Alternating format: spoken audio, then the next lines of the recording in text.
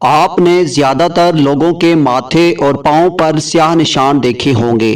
جو ان لوگوں کے ہوتے ہیں جو باقاعدگی سے نماز پڑھتے ہیں۔ کئی لوگوں کا ماننا ہے کہ یہ نشان بزرگی کی علامت ہے۔ ان نشانات کے پیچھے کیا خاص وجہ ہے اور اس کے بارے میں قرآن اور حدیث میں کیا ذکر ہے، آج کی ویڈیو میں ہم بات کریں گے۔ حضرت محمد صلی اللہ علیہ وآلہ وسلم نے فرمایا کہ اللہ تعالیٰ کو 2 قطروں اور 2 نشانات سے زیادہ کچھ بھی عزیز نہیں۔ ایک وہ قطرہ جو اللہ کے خوف سے آنکھ سے گرے اور ایک اس خون کا قطرہ جو اللہ کی راہ میں لڑتے ہوئے گرے۔ 2 نشانات میں سے ایک نشان جو اللہ کی راہ پر چلتے ہوئے بنے اور دوسرا وہ نشان جو اللہ کی جانب سے ہمیں سب سے اہم ذمہ داری یعنی نماز پڑھتے وقت بنے۔ نماز میں یہ نشان سجدے کرنے کی وجہ سے بنتا ہے۔ یہ اکثر نمازیوں کے ماتھے پر نظر آتا ہے اور ہمارے معاشرے میں ایسے لوگوں کو قدر و عزت کی نگاہ سے دیکھا جاتا ہے۔ اس حوالے سے کئی لوگ قرآن کی سورہ الفتح کی ایک آیت کا حوالہ دیتے ہیں جس میں اللہ فرماتا ہے سجدوں کے اثر سے ان کی پیشانیوں پر نشان پڑے ہوئے ہیں۔ ماتھے پر اس کالے نشان کے حوالے سے کئی تشریحات ہیں، جبکہ کچھ کہتے ہیں کہ سجدے کے دوران مردوں کے براہ راست اور مکمل طور پر زمین کو چھونے کے نتیجے میں ایسا ہوتا ہے۔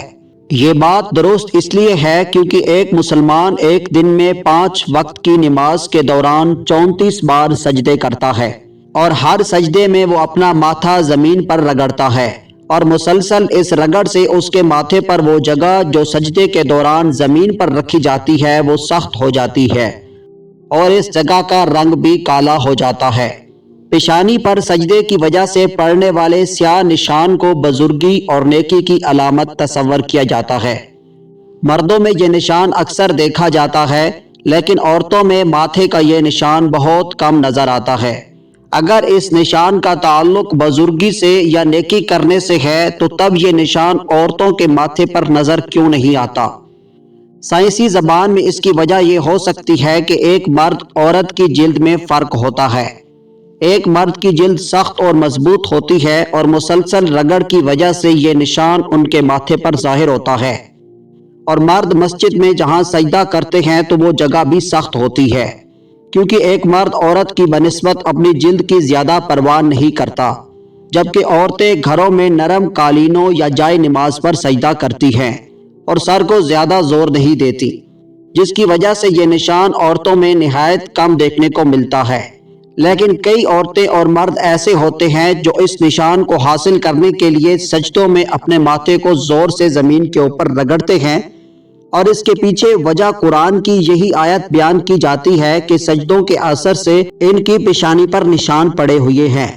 کئی علماء کے مطابق اس نشان کا تعلق قیامت کے دن سے بھی ہے، جس دن کئی لوگوں کے چہرے روشن ہوں گے اور جن کے پیچھے ان کے چہروں پر موجود ایک نشان ہوگا جو اس بات کی نشانی ہوگی کہ یہ لوگ دنیا میں اللہ کے سامنے سب سے زیادہ سجدے کرتے ہیں یعنی نماز پڑھتے تھے۔ یہ نشان جلد کے نرم یا سخت ہونے کی وجہ سے جلدی یا دیر سے پڑتا ہے۔ بعض ایسے لوگ بھی ہیں جو پکے نمازی اور لمبے لمبے سجدے کرتے ہیں لیکن پھر بھی ان کی پیشانی پر یہ نشان نمودار نہیں ہوتا۔ کچھ لوگ ایسے بھی دیکھنے میں آئے ہیں کہ وہ پیشانی پر پتھر رکھ کر اس قسم کا نشان ڈالتے ہیں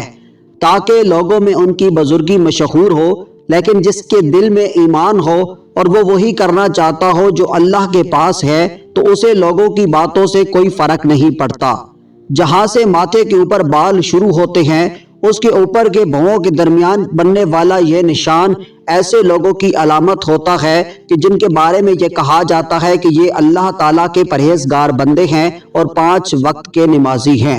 لیکن قرآن میں پیشانی کے جس نشان کا ذکر ہے تو اس سے مراد ماتھے والا یہ نشان نہیں، بلکہ اس کا اصل مطلب چہرے کا وہ نور ہے جو اللہ کی عبادت کرنے سے آتا ہے۔ حضرت ابن عباس رضی اللہ تعالی عنہ فرماتے ہیں کہ چہروں پر سجدوں کے اثر سے علامت ہونے سے مراد اچھے اخلاق ہیں۔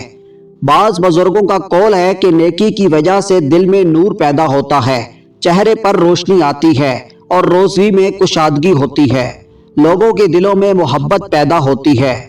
حضرت مجاہد رحمت اللہ علیہ فرماتے ہیں میرا تو یہ خیال تھا کہ اس سے مراد نماز کا نشان ہے جو ماتھے پر پڑ جاتا ہے، تو آپ رحمت اللہ علیہ نے فرمایا یہ تو ان پیشانیوں پر بھی ہوتا ہے کہ جن کے دل فرعون سے بھی زیادہ سخت ہوتے ہیں کہ سرکار تو عالم صلی اللہ علیہ وآلہ وسلم کی پیشانی انتہائی کشادہ، انتہائی خوبصورت اور انتہائی چمکدار تھی۔